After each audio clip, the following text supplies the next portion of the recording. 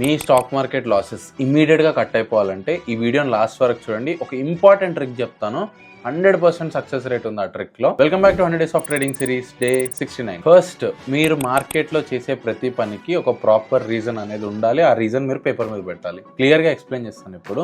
Reason అంటే ఏంటి అంటే, ఫర్ ఎగ్జాంపుల్ చాలా మంది మనం ట్రేడ్ ఎలా తీసుకుంటాం, ఈరోజు మార్కెట్ నాకు పైకి వెళ్తుంది అనిపిస్తుంది, నేను ఈరోజు సిఈ తీసేసుకుంటానని చెప్పి ఏదో ఒక ఆప్షన్ ర్యాండమ్ గా బై చేసేస్తారు.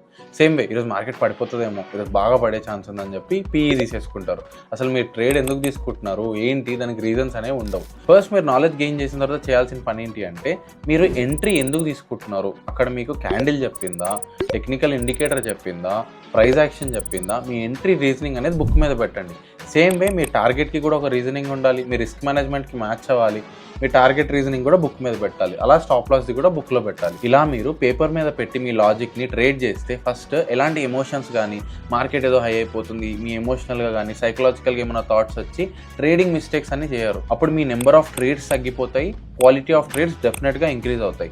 రిస్క్ మేనేజ్మెంట్లో ఈ కాన్సెప్ట్ని ఫాలో అయ్యి ట్రేడ్ చేసే వాళ్ళు లాసెస్ ఎక్కువ అయినట్టు ఎక్కడా లేదు. నా స్టూడెంట్స్కి కానీ అందరికీ ఇదే ప్రాక్టీస్ చేపిస్తాను, వాళ్ళలో చాలా చేంజ్ కనిపించింది. ఇది మీరు కూడా ఫాలో అవ్వండి.